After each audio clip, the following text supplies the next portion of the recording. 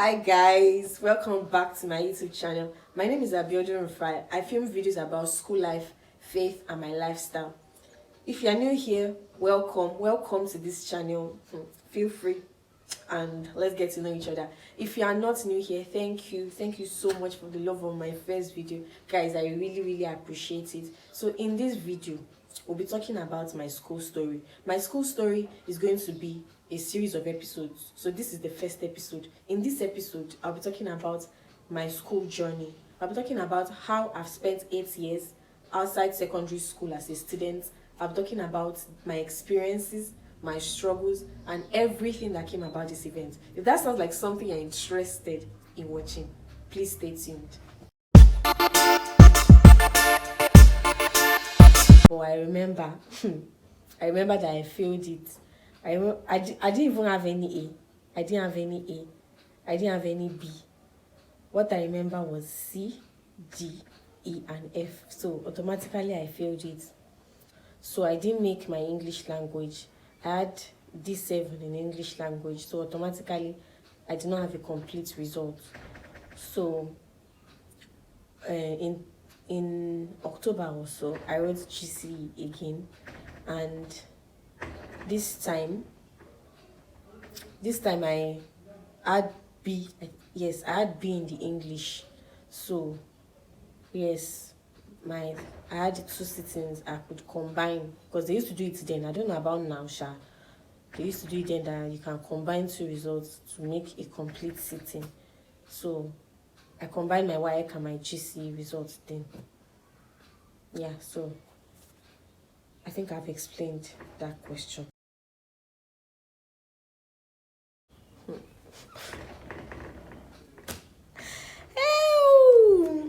Alright, so Jamb is an acronym for Joint Admission Matriculation Board. It is an exam that you write here in Nigeria to enter into the university. That exam qualifies you to enter into the university besides your SSC. I hope you understand that. So I wrote Jamb 5 times. Yeah. Alright, so this is going to be a very long one, but we move. Okay, so I wrote my first Jamb while I was in SS3. That was 2014. I remember then when I was thinking that I had my whole life planned out. Alright, but we move. So I'm not going to mention the scores, the Jamb scores, because it's not necessary.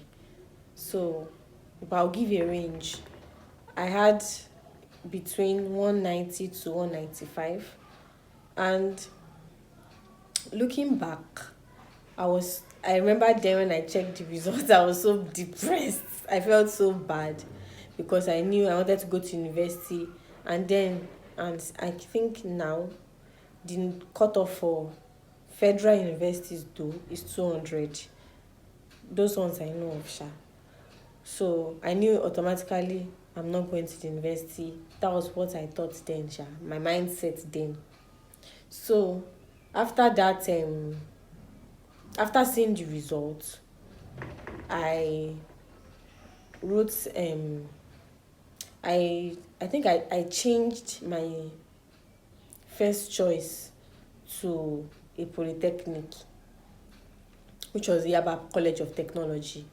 So I remember my sister and I went to do the exam together because she has not gained admission by that time too. So I did the exam, and I can't even remember. I don't remember whether I met the cutoff or I did not meet the cutoff. I don't remember, Shabo. I did that exam for SLT, which was Science Laboratory Technology. I think it was over 50. I think it was over 50. I don't know, but I can't remember, but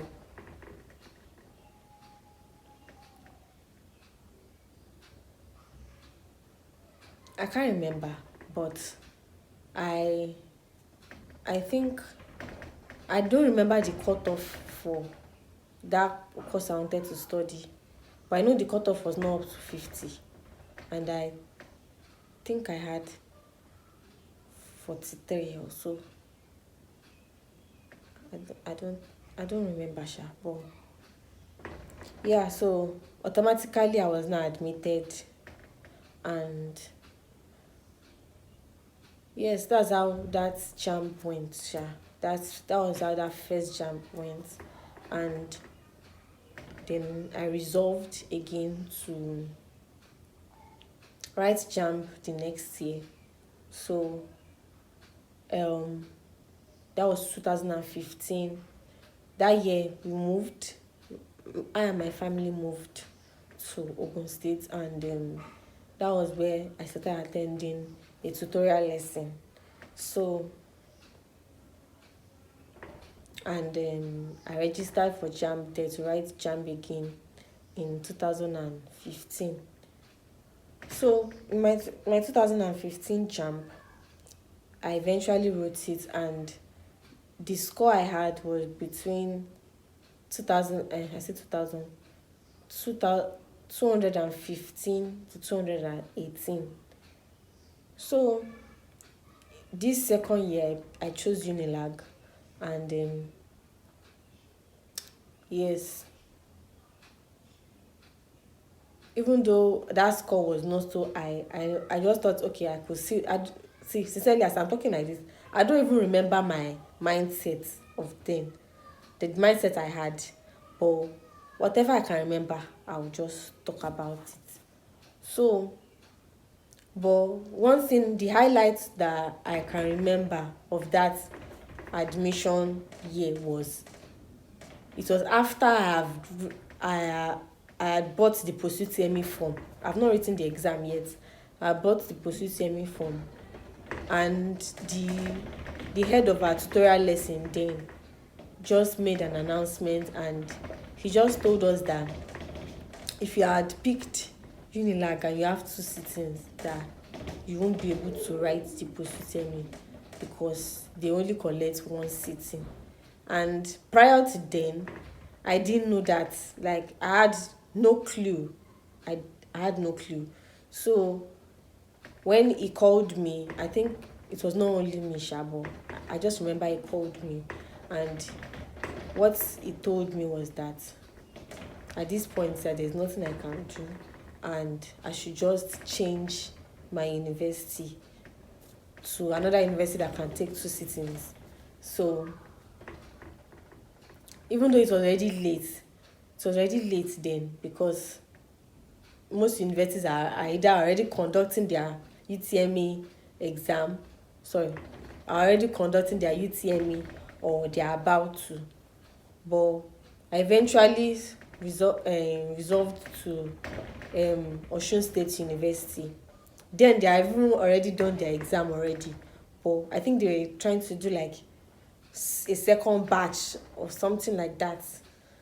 So they now brought out particular courses that they can offer people that are looking for admission. So that was what I resorted to. And I remember taking physiology then. I took physiology, and I bought the form. I went for the exam. In fact, my mom followed me. My mom followed me to Osogbo, and I wrote the exam. We came back, where I think 2 days after, and that was that. So I think the cutoff mark for that post-UTME, either the post-UTME or the course, was 50, and my score was 49. I know it had points, 49 point something. Then I saw the results. Hey, Jesus. I was just like, what am I going to do now? That this was my second year. You know, all that stuff that your mates are already in school, blah, blah, blah. I was just thinking that what am I going to do? And my mom too was worried. That was the beginning of our worries. That was the beginning of our worries. And yes, that was 2015. and I stayed at home because I was not given admission, and that was that for 2015. So when that occurrence happened, I just, one of those things I told myself in during my thinking episodes was that since I just felt like that two sittings was the major issue, and it was the one that caused the barrier and all of that. So I made up my mind on one of those days that I'll write my Waec again. I could have easily just picked another university in the next exam, in the next Jamb, but I just told myself that I want to do things right. I want to do things well. I don't want to be a second option. I don't want to be that person that is in the second position. Do you understand what I'm trying to say? Like, if you have two sittings, it's that was the mentality then. If you had two sittings, it's like you are not complete, you are half.